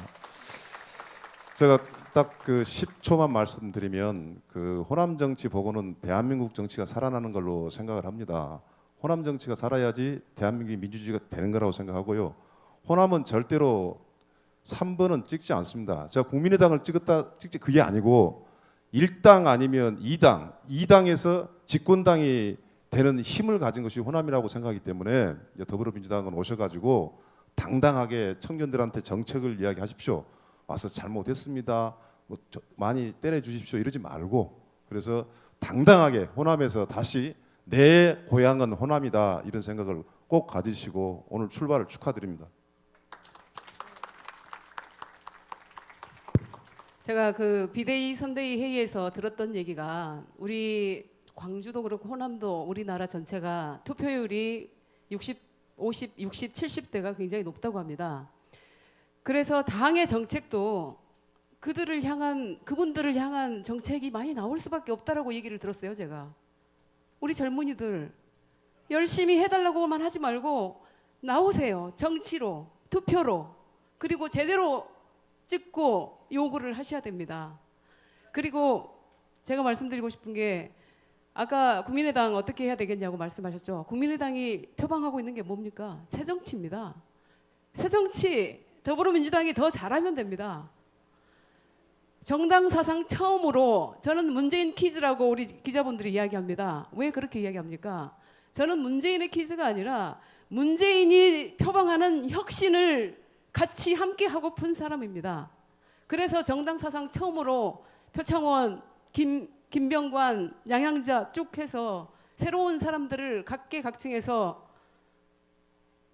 영입을 했고 그리고 그 사람들의 미래도 함께 혁신과 함께 갈 거라고 생각합니다.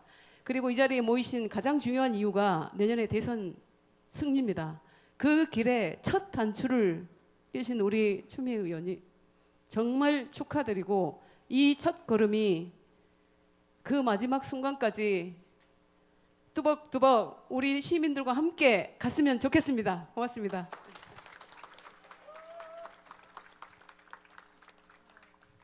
네, 처음에 이야기 시작은 세월호와 가습기 얘기를 꺼내서 국가의 역할이 어때야 하는가를 통해서 꼭 정권 교체에 대한 사명감을 우리 안에 되새기고 싶은 그런 이야기로 시작을 했습니다만 우리 옆에 있는 정말 매력적이죠? 네, 우리 표창원 의원님 순발력 있게 뛰어들어서 긴장감을 불어넣어 주시면서 또 여러분께도 정말 민심을 듣는 게 먼저입니다. 한 분 한 분 소중한 의견 주실 수 있는 기회 주셔서 답변은 미흡하지만 오히려 제가 마음이 이렇게 사이다를 마신 그런 느낌입니다. 매사가 유한하고요. 또 유통기한도 있습니다. 더불어민주당 만약에 광주에서 매를 주시지 않았더라면 유통기한이 무한인 줄 알고 그 관행과 습성을 끊어내지 못했을 겁니다. 다행히 여러분이 매를 주셨기 때문에 예비고사는 못 봤지만 망쳤지만 왜 무엇이 부족했는지 알기 때문에 본고사를 치를 수 있는 수험생이 된 그런 자세로 다시 한번 준비된 정당의 틀을 만들어서 여러분이 소망하시는 정권 교체 우리가 꼭 이루어내도록 하겠다라는 마음을 다시 한번 먹게 되는 것입니다. 이번 선거에서 떨어져서 가장 안타까운 인물이 누구냐라고 동료 의원들에게 물어봤을 때 옆에 앉아 있는 표 의원이나 다른 모든 초선 의원들이 양향자 후보라고 얘기를 했습니다. 저는 앉아서 얘기를 들으면서 본인이 자꾸 저는 의원이 아니어서라고 전제를 달지만 이미 정치란 무엇이어야 하는지를 잘 알고 있는 또 자세가 된 광주의 정신을 혼을 가지고 있는 자랑스러운 자산입니다. 그래서 여러분 다시 한번 박수 한번 보내주십시오.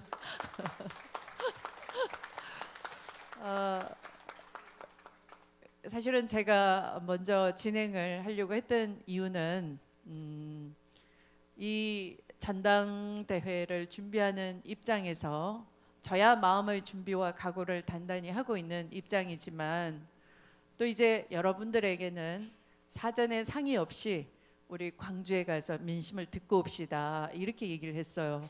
그래서 여기에 아무런 시나리오도 없었어요. 또 무조건 저를 지지해야 된다라는 전제도 없었어요. 그런데 순발력 있게 우리 표 의원님이 무슨 사회까지 봅니까? 라고 해서 다 대처를 해주셔서 너무나 흐뭇하고요. 또 외부에서 우리 박상철 교수님은 사실은 어디에 편들기가 어려운 입장이시죠. 또 객관적인 패널로서 얘기했을 때 국민의 신뢰를 받을 수 있기 때문에 그럼에도 불구하고 더불어민주당이 가야 될 길, 또 어떤 정책, 또 앞으로 전당대회를 임하는 우리 당의 그런 자세, 방향 이런 걸 적절하게 말씀을 해주셔서 정말 감사드립니다. 끝으로 우리 그 어르신께서 주신 30만 원으로 표를 사는 자세가 잘못됐다라는 것에 대해서 짧게 답변을 드리면서 마무리 짓도록 하겠습니다. 세대 간에도 양보가 필요합니다. 우리 어르신은 아까 우리 어머니 자세를 제가 박근혜 대통령한테 촉구를 하셨는데요.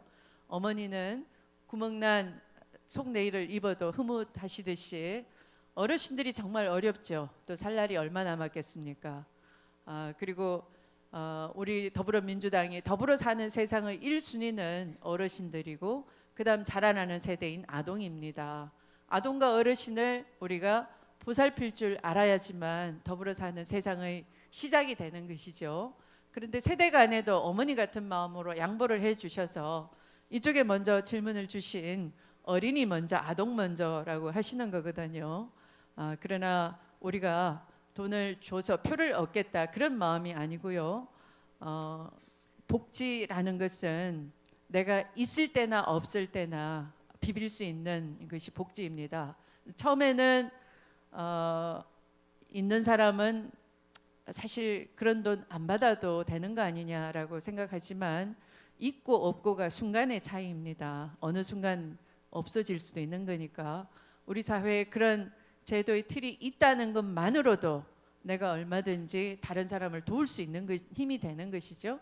그래서 우리 어르신 말씀처럼 우리 당이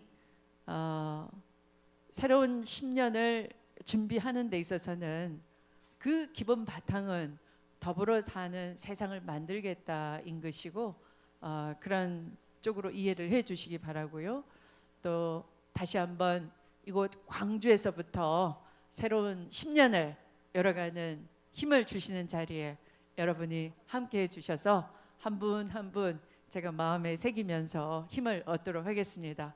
오늘 끝까지 자리해 주신 여러분 다시 한번 고맙습니다. 함께 인사드리도록 하겠습니다. 네, 광주에서 새로운 10년을 열겠습니다. 춤의 토크 콘서트를 함께해 준 분들에게 다시 한번 뜨거운 박수 주시기 바랍니다.